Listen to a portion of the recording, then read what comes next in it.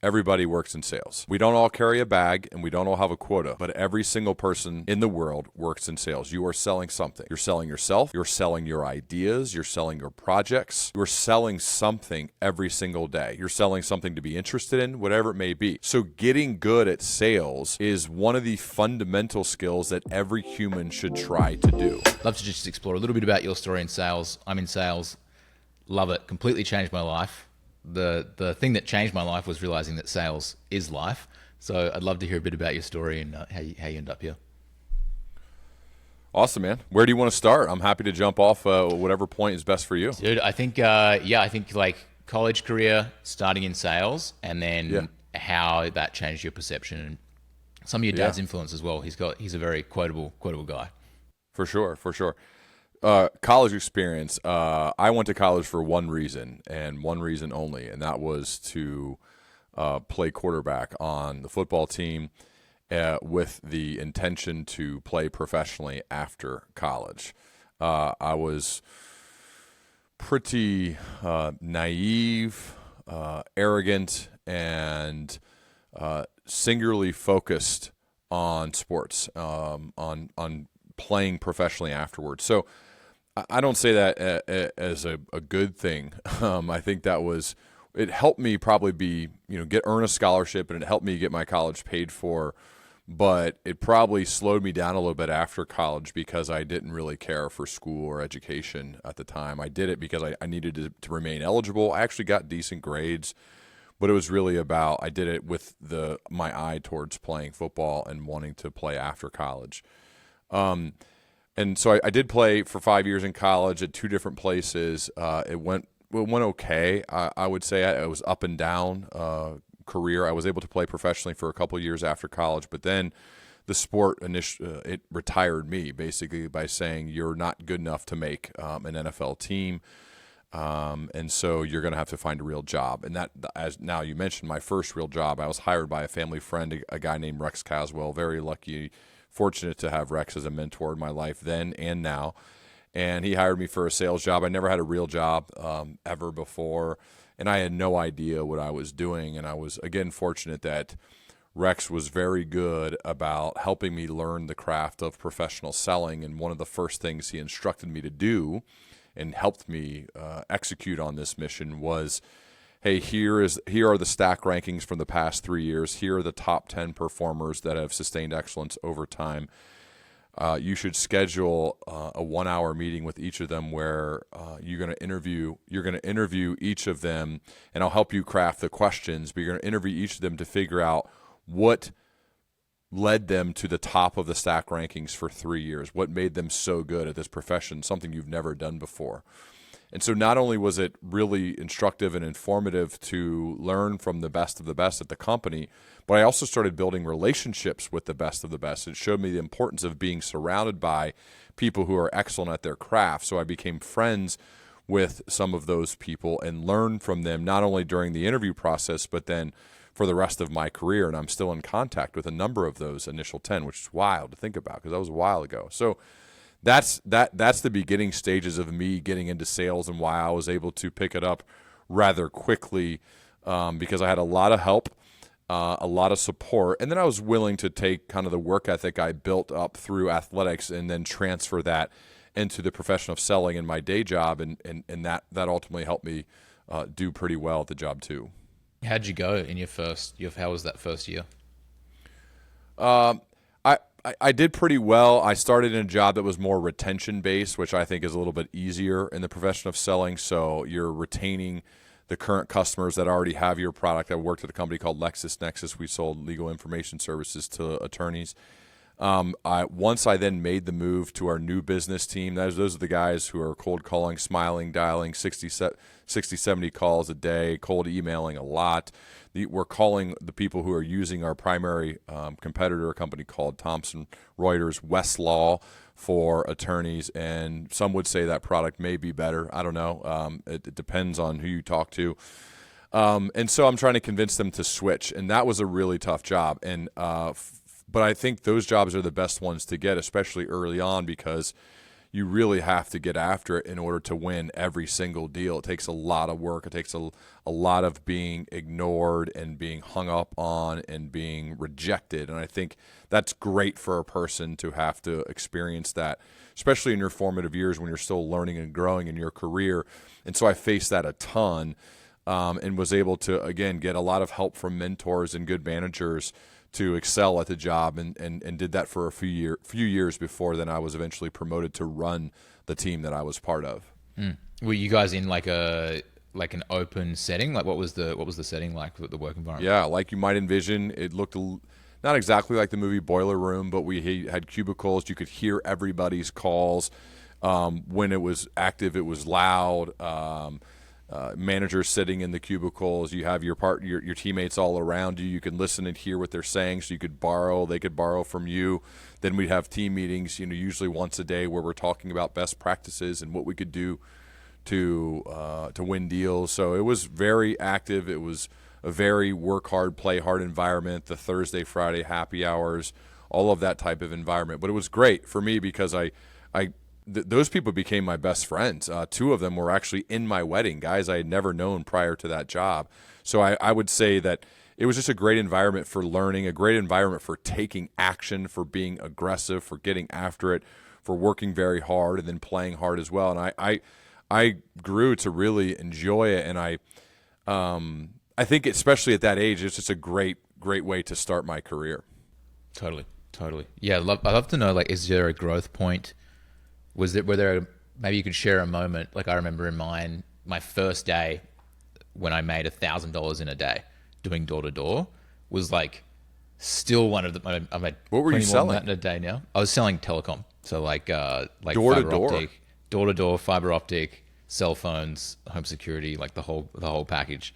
Savage. Wow. And I remember that day it was like raining sideways. It was freezing cold. I was in Vancouver, Canada, and I was just like. I did it, and then I came out of that house, and I was just like saturated in the rain, and it was one of the best days of my life. It was like a breakthrough moment, and it's like I've made, so much more than that in a day now, but that moment was that was such a gem. Do you have a moment like that you'd like to share, like, or was really a breakthrough moment of like, wow, I'm doing this, Well, I started mid-year, and I remember, so I was like 4 or 5 months into the job. I went to my first ever national sales meeting. I don't know if you had these types of meetings where the company puts on these huge productions. It costs them millions and millions of dollars, where it's a combination of training and celebration.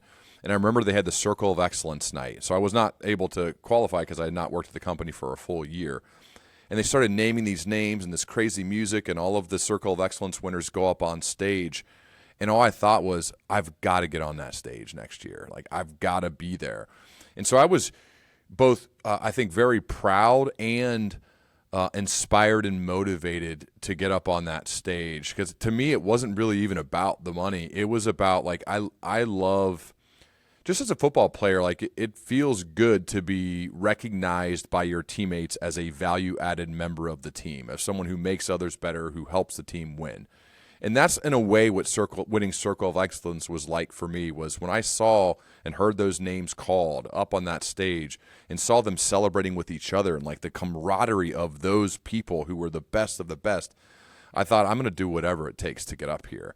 And so Circle of Excellence became like my new thing. Whatever the goal was for me, that wasn't the goal. The bare minimum was, okay, 135% is going to get me to COE, which is Circle of Excellence. That's the minimum. The minimum becomes the COE number for me, and that's how I tried to approach it, both as a sales rep and then as a manager. And so that was just a defining moment for me to say, that's kind of the base. That's the bare minimum of what I'm going to do. So I tried to channel, again, the work ethic and resilience and willingness to fight back that I learned from my great coaches and teammates on the football field, to then do that in my job. And I think it probably helped me, because there was just this desire that I was going to do whatever it took. Things like having a mentor come in with me every Saturday to write scripts, to help me with my talk track, to role play, to then write cold emails, and we would A/B test all of these throughout the week to create and find our list that people weren't finding. I was pretty early with my mentor on doing mass cold emails that wasn't really done that much back when I started. And so we were trying and doing innovative things, working long extra hours, doing whatever it took in order to get up on that stage. And so to me, it was like, I think that my boss and Rex, who had hired me, I think appreciated the fact that I had a willingness to kind of figure it out in order to get up on that stage. Doug, how'd it feel? It's awesome, man. It was awesome. I remember the nights multiple times. So I didn't even care about the trip or the money. I just remember the nights that I won, and then I was up there and standing shoulder to shoulder with people who had also done the same thing. And to me, it was just an addictive feeling of being around my teammates, being around colleagues and peers from all over the country, not just where I was working in my office, but all over the place. And you know, all of the senior leaders come up to you and give you big hugs. Man, it was an intoxicating feeling.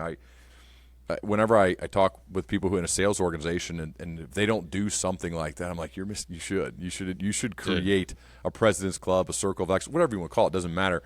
Create a night, create a celebration where the excellence is recognized. I think that's a good idea. Yeah, that's amazing. Yeah, we had our we called them gladiators, and like once a year, everyone would fly in, and then we would just like basically ravage the city where it was held, because everyone would fly in from all over the country and just be like, it was a massive sales competition for like 3 days, and then we'd have like the awards night, you know, which was like the people who won the gladiator, and then people who were like kind of what you're saying, the circle of excellence trips and all that sort of stuff. And it's so interesting, like, yeah, some of my best friends, like one of my best friends in the world comes from, like, we used to also get houses, and so we'd get put in these houses together, and then we'd go out and we'd drive to the routes and stuff, and so we lived together. And it was like, I think that, like you said, that camaraderie of just, it's hard sometimes. And so when you go through that with someone, kind of like in sports, it's like you go through the highs and the lows with somebody, there's this real depth of trust that gets built. Yeah, you like, do hard things together. That's how you build trust and build togetherness and build teams. So was this for a job where you guys were all selling door to door? Yeah, it was pretty savage. Man, that's another level. I mean, like, getting hung up on is completely different than getting a door slammed in your face. Like, I think getting the door slammed in your face is much harder than someone hanging up on you. I mean, that's a whole I know a lot of people who did Cutco sales where they sell the knives. I thought maybe that's what you were selling. Savage. Man, that's savage. But some of those people are the best in the world at whatever it is they decide to go do next. I mean, they're just all of that stuff it's really hard, I think, to go knock on doors and knowing that people probably don't want to see you, you know? Yeah, exactly. Yeah, it was really interesting, and I'd love to know, you know, I'll share a little bit about, like, it helped me get like this kind of meta view of what was happening in conversation, and like how people are like I remember I had this this sales instructor, this like guy who was leading our team, and I was like, Roberto, like, how do I get better? How do I get better? You know? And he's like, Josh, you have to learn the script so you can forget the script. And I was like, okay, whatever, Yoda. I was like, that makes no sense. And I'd go off and I'd like still suck, and then like I'd be like, dude, what is it? And he's like, man, you got to learn the script so you can forget it. Like, that's what it's about. I'd be like, dude, you're an idiot. And I'd go off and I'd still suck. And like, and then it clicked one time when I'd studied so much that I was no longer paying attention like to what I was saying next. Like, you know, Grant Cardone talks about it, like predictive, and just being like, I was actually able to be present with the person. And it made me realize how much in my day-to-day life I was like not being present with people. I was actually just thinking about what I was going to say next, you know, and it allowed me to just be like, like, did you have any moments like that? And like, you know, do you relate to that, I guess? Yeah, I think when I started mentoring others, I felt like, in a way, it wasn't like a performance, but in a way I wanted to be, I had benefited so much from mentors that sat with me and listened to my calls, and I would sit with them and listen to their calls, and they would provide me feedback, and they would then share the why as to why they said what they said and to how they handled certain objections. So that when I played that role for others, I so badly wanted to be good for them that it's like anytime you put yourself in the position of being a teacher, I feel like it's the greatest learning tool there is. So if you're going to go up and give a speech, you're going to work with somebody one-on-one, or whatever situation that you're teaching somebody else, or even writing a book as a form of teaching, you prep a lot, right? You're gonna work very hard to get good. So you're gonna know the script so well that you can forget the script, as you said, which I love that phrase. I think it makes a lot of sense. It's so that you can just be so present and so there that you're responding and not reacting, but it almost becomes intuitive. And then you have to like think through, like, why did I say what I said? Because I'm trying to teach somebody else so that they can do it. And I think that's the next level. You ever had like a math teacher in high school who was really good at math, but they weren't good at explaining how to be good at math? Those are very frustrating teachers for me. Those aren't good teachers where they're like, they do the problem on the board and they write it all out and they're like, see, there it is. As opposed to those teachers or mentors who they would say something and they may respond to something with specifics, and then after the call is over, they can explain to you specifically why they did what they did. Those are the best leaders. Those are the most useful mentors, because now you would say something like that and they'd go, or why did you start at that price instead of starting here? Or why did you go there? Or why did you cut them off? Or why did you wait so long? Whatever the thing may be. And then afterwards, you're able to explain that to them. I think that's what us as leaders and people who are trying to help others, that's what we need to try to get good at, is being able to understand the why behind everything we're doing. And so that's why I think the two of the most useful characteristics in good leaders are being thoughtful and intentional. So you're thoughtful about what you do, you're very intentional, and then you're also, because of being so thoughtful and reflective, you can explain it to somebody else to help them do it.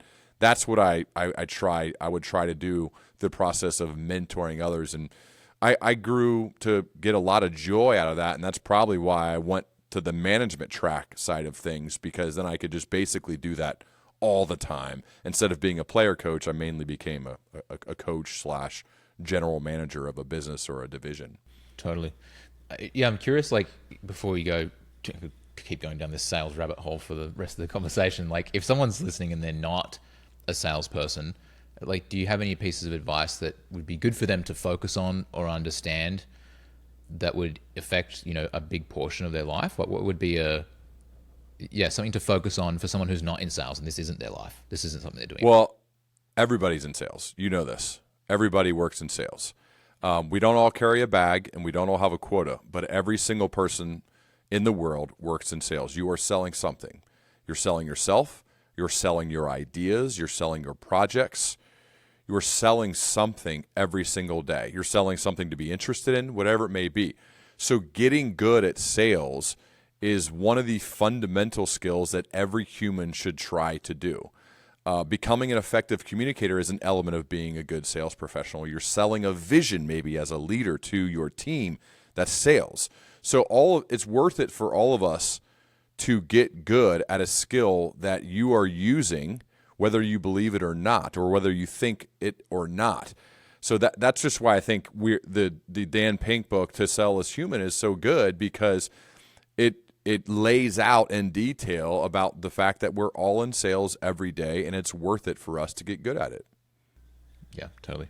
Do you have any suggested starting points? Maybe is that the book you'd give to someone who's I think that's a great one. I think The Sell as Human is a great one to start at. Yeah, I mean, that's probably one of the foundational books for me that was helpful. Not just it was beyond my sales job. It was really about life. And then anybody who's good at effective communication, like Matthew Dick's book, Storyworthy, is one that's really good. I've had him on my show a few times too, to talk about effective storytelling, because sales is storytelling as well. But if you're trying, again, to sell yourself or sell a project or sell your ideas or sell a vision to other people, it's going to start probably with an effective story. Yeah, I think there's a really great sentence that I think it comes from your dad. Like, a great sales professional isn't a hard closer. It shouldn't be an exclamation point at the end. It should be a period at the end of a long sentence. Could you expand on that, what that means, and the impact it has on everybody? Yeah. So, I mean, I talked to my dad a lot about this, and he's sometimes you think of this smile and dial boiler room type cold calling job, and you think of aggressive, hard charging, forcing people to close. In reality, someone who's a hard closer that's not a compliment in our world, at least not in my family and not with where I worked. The best people, the people who are most effective selling, didn't look for the big exclamation point to close the deal. As you said, a great sales process is not that thunderous exclamation point. It's the period at the end of a very long sentence. So that means we've done our discovery work. I think the discovery phase of the sales process is probably the most important part of selling. And what that is you are asking questions to understand where they're currently at, so their current state, as well as then their desired state. Where do they want to go? What are their goals? What are they trying to do? And as a sales professional, you are creating a gap between their current state and their desired state, and then your solution is what fills that gap. Now, doing it the right way, your solution won't always be the proper one to fill that current gap in the desired state. And if it's not, then I think the ethical thing to do is to say, this is not right, this is not a fit, and you move on to the next one. Maybe it will be someday. Here's my number. You know how to get a hold of me. You can call me back. But I think the discovery phase is where you learn their current state and their desired state, and you also figure out, does my solution help them get to their desired state? And if it does, then we say, basically, we have an obligation, a responsibility to make sure we provide them with this solution to help them get to that desired state. And that's how I viewed my sales role. It made me feel so much better to realize I am a consultant, I am a helper, I'm an advisor, I'm a business partner for every single person I'm selling. When you view it that way, it makes the profession feel much more noble. It makes the profession feel super important for them, because the good ones, the great ones, they become like advisors and business partners. And you see this with some of these sales professionals that are really good at their job. They are the ones people call upon to help them out. And hopefully the solution you're providing obviously helps them get to that desired state. And if it doesn't, it's like you mentioned Hormozy in the pre-show outline. Hormozy, I think, is probably one of the better sales guys, because he has been willing, and he shared examples on my podcast, of been willing to say, actually, what I'm selling isn't the best thing for you. Go buy this thing. That is the best thing. That builds credibility and trust. Now, I think you got to do that in a genuine way. Now it's become a tactic for some of the sleazy sales guys to do that with a little sale so that they can get the big one. I'm not talking about that. I'm just saying, like, being genuinely honest to say, does my solution help you go from your current state to the desired state? And hopefully it does. And if so, then here it is. Let's get it done. That's the period at the end of a very long sentence. What you're talking about has really impacted me from, that business realization down to a personal, of being like, everything isn't a good fit, and being able to just say, you know what, this isn't the right fit, and that's okay. I love what he's been talking about a lot, is like, he makes a lot of statements and then he says, comma, and that's okay. And it's just so true. You can just let something go. Did you see he did the the book release a couple of days ago? And he was like, $0, it's free. And you can see all the comments of people being like, oh my God, he's selling something, like he's been lying to us the whole time. And then he was just like, bam, and just let it go. It was epic. It was really nice to see that impact, and him just be like totally embracing this, like, playing the long game piece, Yeah. I think that's actually what you said. The delayed gratification and playing the long game, it seems to be something he's figured out. And I think that's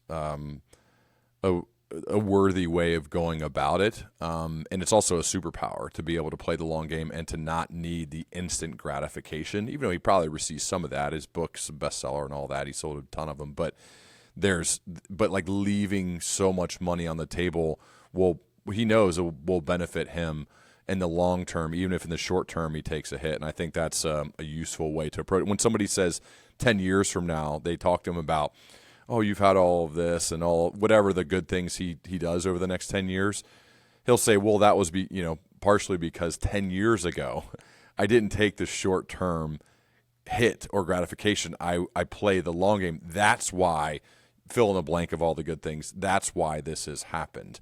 I think it's useful to understand and be aware of those things when they're happening in real time, and then figure out, how can we do something similar for us to set ourselves up better for the long term.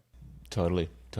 In that interview you guys did together, you talked about like how even if he'd lost everything, it's about building the skills to rebuild, and he has lost everything, and it was really, I had these two really bad car crashes last year, and completely lost my ability to like function and speak and whatnot. And I've come back and had the most successful 9 months of my financial career ever, you know? And it's just like such an interesting testament and to have that real life experience of being like, wow, it's not actually like the things that we have, the skills that we build do have a lot of value. And I'm really curious, like, what have you seen as you've, talked to a lot of these people in leadership, and they've surely got a few pretty common threads. Like, what have you seen that the skills that they have in those people that have really, taken things to a next level and also made an impact, a really positive impact around the people around them? Josh, that's just too good of a setup. I got here 2 bad car crashes that left you unable to do anything, not even talk. I mean, what did you do? That's more powerful than anything I'm about to say. What did you do to come back? How did you do it? I just a lot of rehab, man. A lot of rehab. Like, what happened? What were the car crashes and what happened afterwards? I had a minor one, which was like a rear ender. Okay. And I'd already had some concussions on this side of my head. And so, but that actually, because I had my head turned, I turned my head and talked to my buddy in the passenger seat. And that was actually worse than the second one, which is where we got hit by a semi-truck and we got like flipped upside down and like just a brand new car. So thankfully my buddy's brand new 4Runner saved our lives. But the first one, like, it rattled my brain and just hit the wrong spot. And I was just, slowly started to lose my ability to speak. I thought I was having a stroke. Like, it was pretty intense. And then just got, put in touch with the right people, just like relentlessly looking for the right help, and thankfully I was like not super sold on the general medical system. Like, I went and saw a doctor and he was like, oh, you're just going to have to wait. And I just get getting worse and worse and worse. And then, got some really good brain scans, got some really good help, got some referrals, and here we are, fresh as ever. Well, I think there's actually a key learning there, and I don't want to speak for you, but it feels to me like you had high agency where you said, I'm going to take control over my rehabilitation. I'm going to take control over getting better. I'm going to take control. And I realize I'm not going to be a victim. I'm going to be the hero, as Donald Miller told me when I recorded with him a few times, meaning you had these bad things happen and you could sit and wait and wallow and feel sorry for yourself, right? Or you could say, I'm going to do something about this. Even if you're getting professional medical advice to say, hey, Josh, just chill out and just relax, you'll be fine. No, that's not good enough for me. Now, I got to get another opinion and another opinion. I got to find a better doctor who could help me with this. I got to find a better plan. I'm going to partner up with better people who can help me get back to where I want to be. And so part of it is like that agency, that willingness to take it into your own hands, that willingness to realize, no, I'm not going to just sit back and believe the first doctor who says to chill out. That's not happening. At minimum, we should all get multiple opinions from professionals for life-altering decisions. 100%. I think that's something, I don't know how it is where you grew up, but like I think in my world, like you hear a thing from a doctor and you're like, okay, that's it. Like, that's just it. Like, I don't need to question anything. I don't need to think anything else. You hear a thing from like an attorney or a doctor or some of these quote noble professions, and you don't need to then ask for a second opinion, or you don't need to potentially find another way. And as I get older, I realize that's just wrong, man. Like, we should be out there seeking ideas and thoughts and opinions and facts from a lot of people, not just the one, in this case, maybe primary care physician you go to. I've personally been impacted by this stuff. So I think that's just something for us to all think about, because we're all going to have stuff. Like, we're all going to have our things that happen to us. Maybe not exactly like you had it. We're all going to have our things. We should be out there, though, seeking the opinion of others and having agency in the decision-making process, and not just throwing up our hands saying, wow, this sucks, I don't know what to do. No. I'm going to find a way to make it better. I think that's a key learning. It seems like you've got that. Yeah, it was. I'm very grateful for that thing that happened, and really to be like, it also built a lot of self-confidence. To be like, that's evidence, like, right? Wow, that's evidence exactly. You created for yourself. Yeah, that evidence piece is huge. Yeah. So what else do you think? Agency is a big one.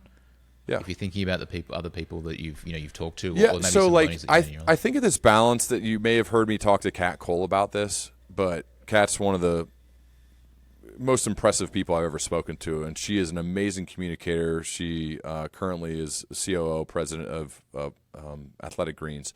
But she told me like this equation that makes so much sense to me, and I try to implement it in my life, which I found to be a commonality among people who have sustained excellence over time. On one side, these people have very high levels of courage and confidence, right? Confidence built through evidence. They've proven to themselves, and courage to stand up for what they believe in, to live by a set of core values, a code, if you will, right? Courage and confidence on one side. But then they're also equally balanced on the other side by curiosity and humility. Humility to let others know, I don't have it all figured out. I need your help. I like working with the team. I'm seeking ideas. Curious then to learn, growth-focused mindset to say, I've never got this thing figured out. I'm always going to strive to know, to be more interested than interesting, asking questions. And so when you combine people who have high levels of courage and high levels of competence, which has been built through evidence, and then that is equally balanced with people that have high levels of humility and curiosity, those people are tough to stop. Those people seem to sustain excellence over time. And I try to live up to that. But I first heard that from her and have since noticed that is a common theme, a thread amongst those who are sustaining excellence, to be very courageous and confident, mixed with curiosity and humility. And I think that's something to strive for. Huge, yeah. And you touched on values there. Like, could you define what a core value is, just if someone doesn't understand that concept and the importance of having that? It's kind of like your code, what you live by, and what's more important than whatever the words are of your values are what are the behaviors that make them true. So in my case, being a thoughtful, thankful, curious, and consistent person, those are the 4 values that after a lot of work I've come up with that I try to live by. Like, what does it mean to be thoughtful? What does it mean to be thankful? And thankful, so for example, thankful is you could show up in the world in any way possible. It simply means saying thank you or writing thank you notes or whatever. In my case, what it means to be a thankful person is to leave people, places, and things better than I found them. I've been born into an amazing family, into a place of probably great privilege in comparison to lots of people. And so the way that I say thank you for that, in my mind, is I need to leave people, places, and things better than I found them. I need to add value to people's lives. I am very inspired and motivated intrinsically to live out that value of being thankful because of the great situation that I've been born into and still am in, with 2 great brothers, amazing parents, and now adding just an incredible wife and kids to the mix too. So it's like, how can you show up in the world living out that value? Okay, let's leave them better than we found them, right? So that's what it means. Consistency, too, is a choice in this case, to use that example. This is a choice to show up and do the work each day. Like I found that consistently showing up, whether you feel good or you feel bad, whether you've won or you lost, showing up and doing the work, having the willingness to show up, and that's the key phrase to me, show up, do the work, that leads to good things happening in my life. Like Mayor Eric Adams said to me, I'm not going to beat you with brilliance. I'm going to win with endurance. I identify with that very much so. I probably am not going to be more brilliant than most people, but I can endure. That's a skill that I've developed over time with the help of, again, great coaches and an amazing family and great peers, is the willingness and ability to endure. So that's how I consistently show up. So that's kind of like a snapshot of what it means to live by a code, and then how you live those out. When you go to a company and you see their values on the wall, it doesn't mean that much to me until I dig in a step deeper and say, what does it mean to have integrity, or what does it mean to whatever the word is on the wall? How do you live that out? How do your employees, how does your company live out those values? That's really what values mean to me. It's not about the words. It's about what you actually do each day to make those values true. Totally, yeah. Is there a particular memory you have, or a moment where, when you were younger, you learnt that endurance? Well, I mean, yeah, my entire upbringing that I remember most is playing sports: football, baseball, basketball, swimming, ping pong, tennis, like everything. We played it all, golf, like we did everything together. 2 brothers, again, I'm in the middle of those 2, 4 years younger than my older and 2 years older than my younger brother. And so we're always playing sports. My parents are out there. We're all doing it, athletic family. And I was never the best player on the teams that I was growing up on in any sport. I was a good player on all of the teams, but never the best player. And so in a way, that's a gift, especially when you're young, because it forces you to have to really work hard to be a contributing member to the team. And then you develop this work ethic because you have to, and almost to survive and to be a good teammate, to show up. My parents were really big on being good teammates, on being there for each other, on never missing a practice, right? On always being there, always showing up. When it comes to ability, the most important part of it is availability. You got to be there. And so I think that was a big element of how I was brought up. And then eventually kind of I grew into my body, and I got a little lucky with how that happened. And I got tall enough to be the starting quarterback of our varsity team as a freshman. And all of a sudden I started creating this immense evidence for myself, and my confidence soared. And so the combination of growing and providing that evidence for myself, I became one of the better players around, and that helped me then earn a college scholarship, and that created even more confidence. So it's like growing up, having been a pretty good player but not great, forced me to work really hard to try to be a good teammate, and then that started compounding, and then momentum was created, and then good things kept happening for me. So I would say, like, I'm grateful for all of those times, and I try to look at tough moments now that are happening, and it's hard, but I try to be grateful for them in the moment they're happening, because I realize this is just part of the story. This is part of the movie, that tension arises or that adversity strikes, and I'm going to be better off for it. So let's buckle down and get after it, and realize that this is just part of the way. It's not this. It's not a negative action to complain about or to whine or to think I'm unlucky. It's just part of the story, and let's fight through this, because we're going to be better off for it. So I try to do that in real time, although that's harder in practice than in theory, but it's something I think is useful for all of us to do. Yeah, definitely easier said than done. But I think on reflection, thinking about when I was like 16 and something was happening versus today, like it's like, Yeah. it was all consuming. You're like, my life is falling apart. Like it's just all consuming. So if you think, could you mind just like dialing back to how you came to the point of defining these core values? Like where did that, I guess, arise from, and what are some things that some benefits that you've seen by actually going through that exercise instead of having them floating around? You have these, very clearly laid out. It's so important who you surround yourself with. So I've been much more intentional about my who, those people that I'm surrounded by, over the past 5-ish plus years. And so I noticed I was asked to speak at to a leadership class taught by my good friend Brooke Cups. And as I got to know Brooke more and more, I asked him to come speak at some of my events, and I just realized he's one of the more self-actualized people in the world. And what I mean by that I've ever met, what I mean by that is self-actualized to me is he just knows himself very well. He's comfortable in his own skin, and he's done a ton of work on himself to live by his values. And so I just said to him, you just seem to have such clarity in who you are and your purpose and what you're all about, and comfort level in your own skin. You're not worried about like being flashy or being impressive to all these people. You just kind of do what you do. He's also a world-class basketball coach. He's coach of the year here in the state of Ohio a couple of years ago, won the school's first ever state championship. Just an amazing person. Now I work with him all the time. But I just said to him, can you help me? Can you help me get as clear on my values and the behaviors that go along with those values as you are with yours? His are tough, passionate, unified, and thankful. And everyone who knows him knows his values are tough, passionate, unified, and thankful. And it's wild that thousands of people have memorized another human's core values as much as he has, but that's because he just lives them out. Now, he shares them, and it's become the ethos of his teams that he coaches.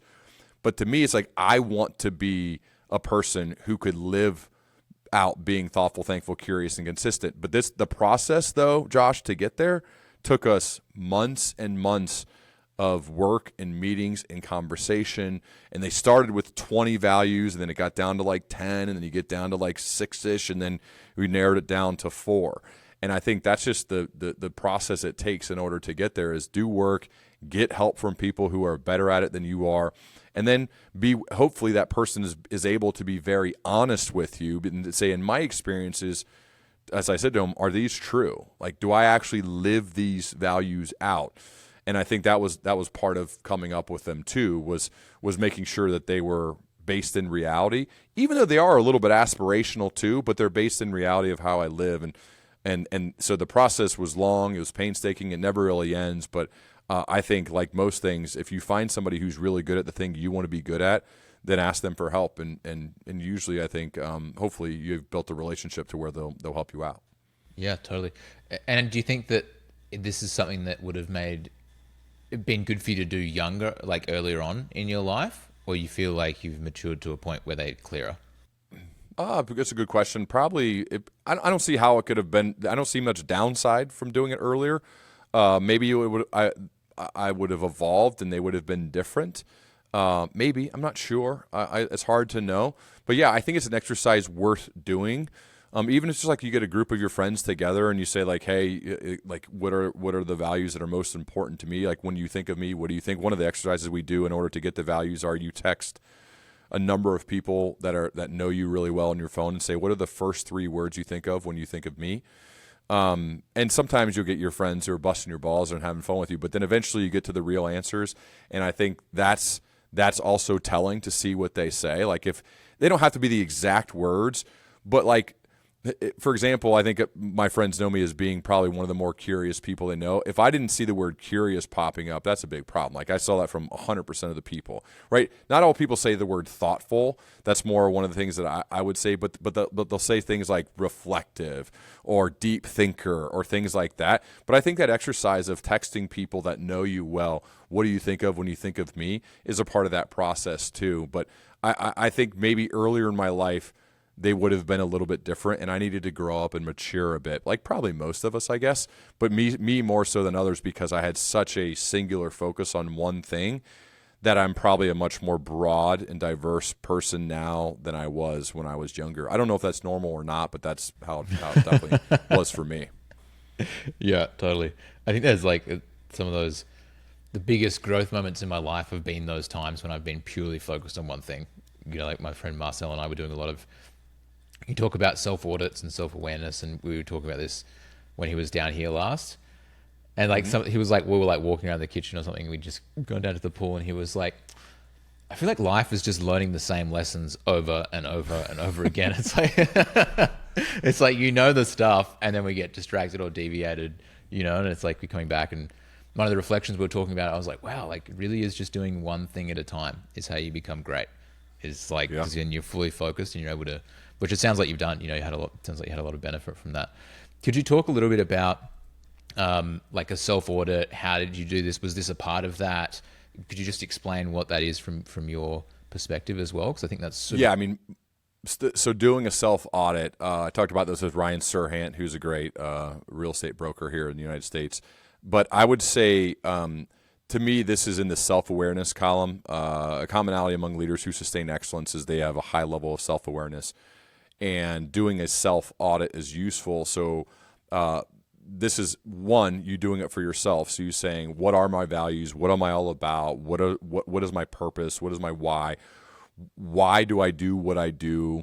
What's like, do you the perfect day exercise? Like, what is my perfect day? How am I getting closer to living out more of those perfect days? All of that's part of the self-audit. And the second part, which I think is equally important, is seeking the knowledge base of others, asking others questions about you. So that texting exercise is one of them that we do regularly. When we go out, Brooke and I do this with clients. It's hilarious. We'll go and give a speech and do a workshop with people, and we'll have them all do it.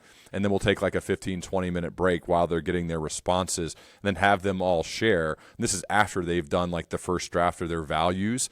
And some people are really embarrassed because they've never done anything like that at all. They've never done an audit. They've never truly asked those questions of themselves or of other people. And so it can be very enlightening for people to seek information about themselves to others who know them really well. Sometimes it's eye-opening in a good way and sometimes in a bad way. Either way, I would say it's good because you're getting closer to knowing yourself better, to having an understanding of how you show up in the world, to having a better understanding of how you impact other people. All of that's useful. All of that's making you a more clear thinker, a more clear leader, which then if you're not where you want to be, you can put a plan in place in order to get there. If you say, these are my values, and then your friends say nothing even close to what you're talking about, all right, well, we have our baseline. We know where we're at. Now we know we got to put a plan in place in order to get there more if that's really what we want. So, yeah, I think seeking the counsel of others who know you well and others who you strive to be, who get to know you, that is, I think it's a very useful practice. And again, it's also when I ask leaders what they've done and how they've done it over the past 8+ years on my podcast, that seems to be one of the commonalities among them, is that they're very good at surrounding themselves with other people that help level them up a bit. And so that's something that I'm trying to incorporate myself. Were there any, I guess, discrepancies or gaps that you found between what you thought versus what you got from other people when you're doing I think if I would have done this earlier in my life, before my podcast, before writing books, I think there probably would have been massive gaps. I wouldn't even have known what to say, what to write down. But the process, as you know, you're doing this, the process of communicating, like when your primary job is to be a communicator, is to speak into a microphone, is to get up on stage and share, is to write a lot. I mean, writing is the ultimate tool for clarity. You don't fully know what you think about something until you get the thoughts out of your mind onto the page, or when you're going to get up and give a speech, because you want to be very clear. You want to be really direct. You want to help other people. And so to me, I just think I've just been completely transformed by the fact of speaking on a microphone professionally for almost 9 years and then doing it on a stage as well. That's changed so much. If I did it earlier in my life, I have no idea. I don't know what I would have said, and I'm certain it probably wouldn't have lined well with what I wanted my friends to say. I would think if you do it now, though, there's a good alignment. But earlier, no. That's why I try to have a lot of grace and empathy and compassion for people, because we're all at different stages. We're all working. We're all figuring it out, especially if they're a younger person. Like, I just think we got to have more grace with people, because I can't expect them to be, fully actualized and perfect when they're 25 or whatever. Like, it just takes, and some people mature at different ages and different things happen for different people. So if anything, let's just try to, make them aware and help them out as best we can. Yeah, I'm curious maybe on that thread of like how you view leading yourself, and what are some mental models that you have, or some ways that you think about yourself in order to lead yourself, maybe as a third person or from an outside perspective. How to better lead myself, you said? Yeah, how to better lead yourself. Because some people are like, I think a lot of people often think about leadership as in leading a team or leading other people or being in a position of authority, really. Yeah. I think we all need reflective time. This is a big thing with leaders I work with, that especially in big corporate jobs where they're leading a lot of people, they don't have much space in their days, or hardly or no space in their days, to pause, to have silence, to reflect, to work on themselves, to journal, to be more thoughtful. They just like go, and then sleep. Go, sleep. It's like we need time to pause for a second and reflect and analyze what's working, what's not, what should I keep doing, what should I stop doing. There's like, just like there's two different types of coaching. There's this coaching for in the moment, say this instead of that, do this instead of that. And then there's coaching for long-term development. Okay, what do I want to be? How do I get there? What skills do I need to develop? That's also true with this leading yourself element. If you're only focused on the fires of today and the urgent part of that quadrant of what's most urgent, and you only do that, but you don't spend any time on long-term development of yourself, of skill development, of reading, of listening to podcasts, of fueling your intake engine with useful knowledge, if you don't spend any time doing that, you're going to slowly just get worse over time. Versus those people who, yes, they fight fires and they do what they need to do day to day with their jobs, but then they block time each day to work on themselves, to lead themselves, to become more knowledgeable, to become better, to reflect, to think. Their trajectory is going to look like this. It's going to be more upwards, and they're going to be better and better and better over time. And so that's one of the biggest things I try to work with leaders. And sometimes I get eye rolls, or people say, dude, you don't understand. Look at all the mess I'm dealing with at work. I get it. I do. I understand. I've had jobs like that. I understand. I'm just telling you what's going to happen a year from now. You're going to be worse. You're going to be worse than the person who blocks that time and works on themselves and leads themselves effectively. You just are. It is a fact. If you don't do it, you're going to get worse. And so it becomes a non-negotiable with people I work with, that we have to block time to do that. And if you don't, it's a shame. It's a shame, because it's not, I don't think long-term it's going to go well for you. Yeah, it seems inevitable, doesn't it? Especially with how accessible all of these conversations are, what we're having. It's like the competition is so much more fierce. There's no reality where you can just lean on talent. No way. You got to, I mean, we're all work in progress. We're all figuring out as we go. I think we got to be so intentional. One of the questions I ask in the interview process for if it's for a job or if I'm helping a company hire a leader, what is your specific process you have in place to get better each day? What is it? And when you get that blank look where people start making it up on the fly, I'm concerned. It's not like it's not the end all be all. It's not going to disqualify you, but I'm concerned if you don't have a process in place to get better. If you don't have, if you don't have like, okay, this is what I do. This is how I block time. This is what I like to read. This is a podcast I like to listen to. This is how I journal, or whatever the reflective, thoughtful time is. If you don't have that, it's a yellow, red flag for me. If that's not something you have in place. So I'd love to touch a bit on curiosity sometimes, and especially nowadays. It feels like we're going more digital. There's less actual touch points. There's less time for conversation. Like, are there ways that you have? I'll share an example of what mine used to be, of like how you can be more curious in the moment and more present with people and listen better. Because I've found that as we've gone, like even Zoom calls, whatever, like at work, and when I used to work in a bigger team and stuff like that, it would become chaotic because everyone wanted to talk because nobody had an opportunity to talk. And are there ways that you teach people, or ways that you yourself, I guess, for lack of a better phrase, keep your mouth shut and let other people talk and let people have their moment and be more curious? Well, I've gone to improv training to become a better listener. I suggest that for people. If you can find a good improv school or teacher, one of the exercises that we did that I think about all the time is so we'd sit face to face with a person. This improv teacher came and taught one of my workshops, and I've done it with him separately as well. But anyway, we sit face to face with a person, and the exercise is this and only this. That person says a sentence of a moderate length sentence. That's what they're, and they can make up. They can say whatever they want. It doesn't really matter. It's not important.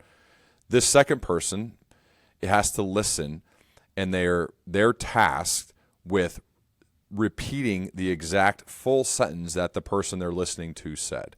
And what this does is it gets us out of the mind frame of waiting to talk, and it forces us to listen to the very end of the sentence, all the way to the end, because our goal is to be able to repeat their entire sentence all the way to the end.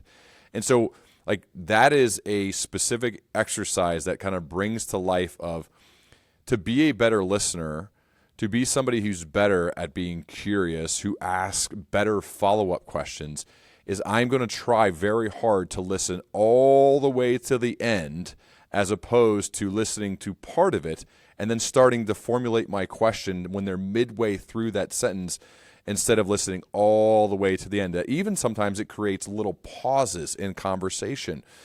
Maybe not like uncomfortable ones, but it creates little ones there. And so as a podcast host, this is something I really think about a lot, because I think, as you know, Josh, too, from doing this now, the best questions are almost always follow-up questions. And so if you're trying to connect with, whether you're doing a podcast or you're just in conversation with somebody else, if you're trying to connect, if you're trying to build a relationship and build rapport and build something that could last for a while, that is maybe the most important skill to develop, is listening all the way to the end and then asking really good, thoughtful follow-up questions. And so whether you're a boss with a direct report, or you're working with your boss, or you're building relationships with your spouse or friends, that applies everywhere. You're selling something, certainly. If you're in the discovery phase, you listen all the way to the end.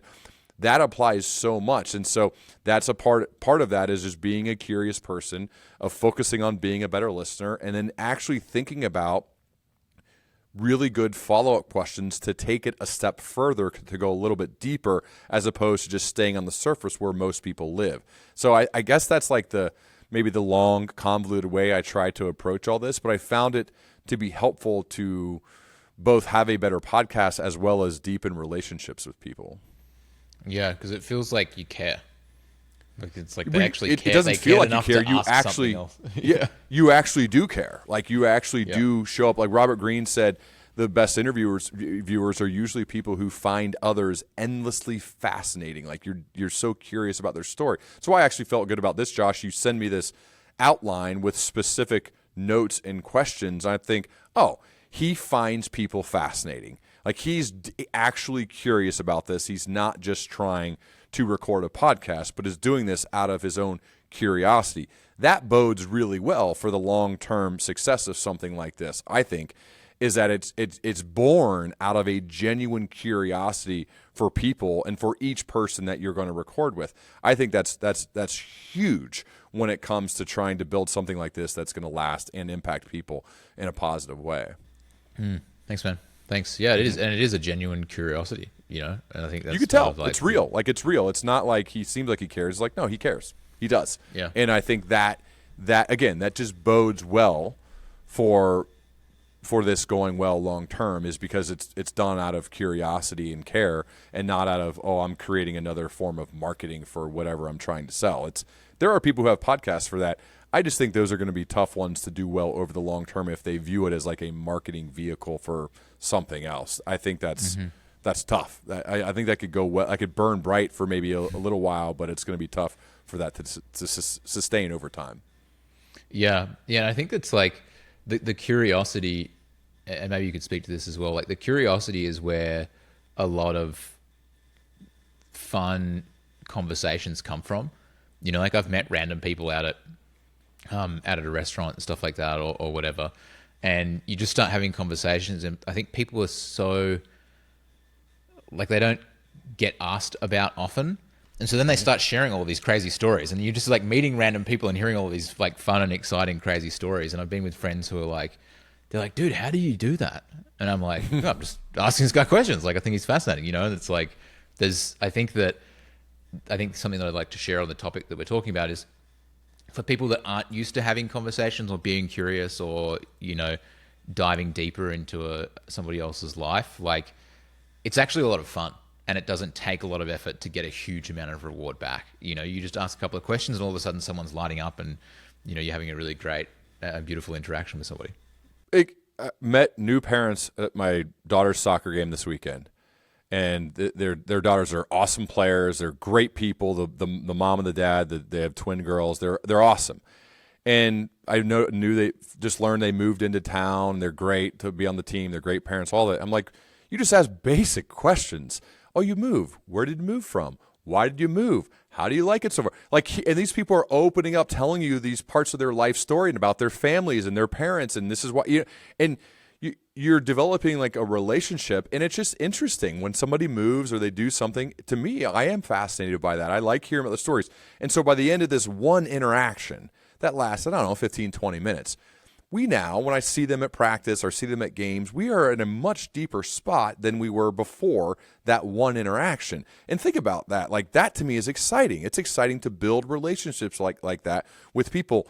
And it's not even hard. It's in fact so easy just to be curious and ask questions of people. If I don't know, to me it's my default setting now. It's like just the only way to be, because I've seen it benefit me relationship wise so much over time, and it's just interesting.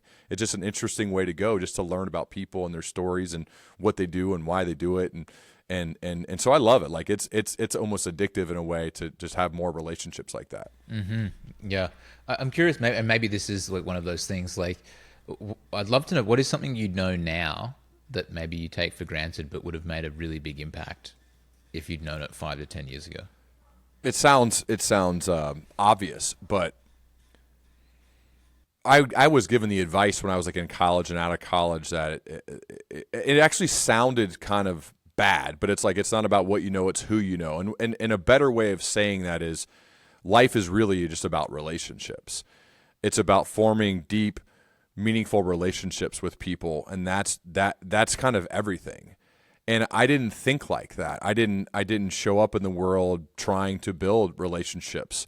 It was just kind of like, well, what do I have to do today? Or I play football, or I have to sell this thing, or I'm going to go here and do this, as opposed to saying, how about we try to get to know the people along the way? How about we ask them questions? How about we try to learn from them? How about we try to build and deepen relationships? And again, maybe that's from being immature or younger or just, I don't know what, but that has shifted completely. Like it is a 180 from where I was even 10 years ago of that. And I attribute a lot of that to recording and having these deep conversations on my podcast, the Learning Leader Shows, so much, because I'm just learning from people who have sustained excellence over time. And that is another commonality among them, is that they have built and deepened relationships with people over the course of their lives. And that's what's made their lives so fulfilling and so meaningful. And I didn't think like that. Now I like meet an 18-year-old kid and I'm blown away because they've got that part all figured out. And it took me forever to figure something like that out. And they're like really good at that. And I try to share those stories with my children and with others before me. But yeah, man, it sounds obvious. Like, well, of course, man, that's what life's all about. Well, I mean, it wasn't really for me. Like, I didn't think that way. And now I've completely changed course and realized that. So I wish, I would have been better at that earlier. But, everything, I don't know, you figure things out when you figure things out. And I think the best time was 20 years ago, and the next best time is today. So it's let's, for sure. Let's go forward. Yeah. And I'm curious, like, what are a couple of things, 2 or 3 things that you're like really proud of that you've achieved this year? Celebrated anniversary with my wife, 10 years. I think that's nice. Pretty cool. That's the first thing that popped to mind. To me, one of the hardest things to do professionally is write. And so I've finished the manuscript for my 3rd book. We'll announce that here in a couple months.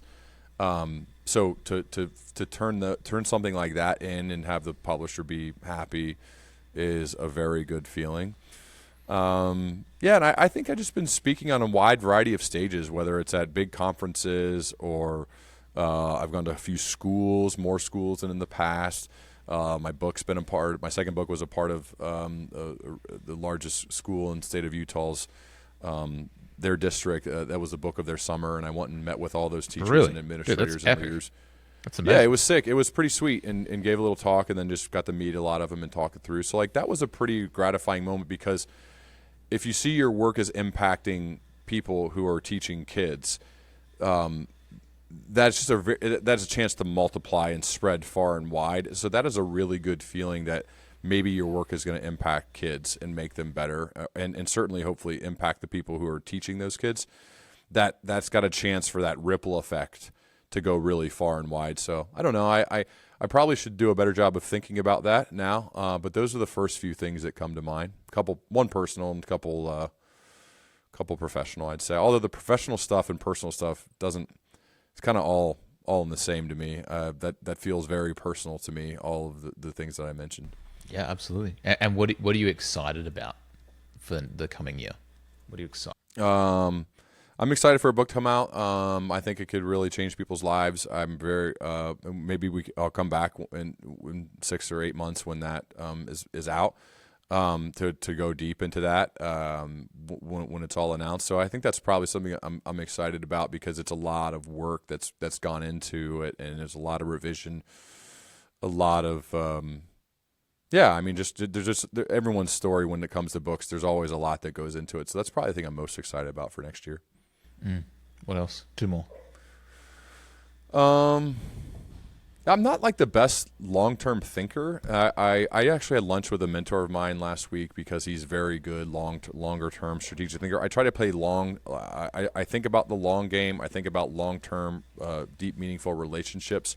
But when it comes to like building out a strategy for my business, I'm not very good at that. It's a skill I need to develop. It probably would help me if I thought things like farther out. I'm more heads down, kind of operating in whatever it is I'm doing today and thinking about what's the next big thing, the speech or the whatever the thing is. And so I probably need to be better at thinking longer term and getting excited. But yeah, I'm more like heads down of what's going on today. And then usually by doing that, it seems to create these cool opportunities for me that I get to go out and do, like meet really incredible people, partner up with others to do cool things, work with companies that I never would have imagined working with, and that heads down approach seems to have served me pretty well.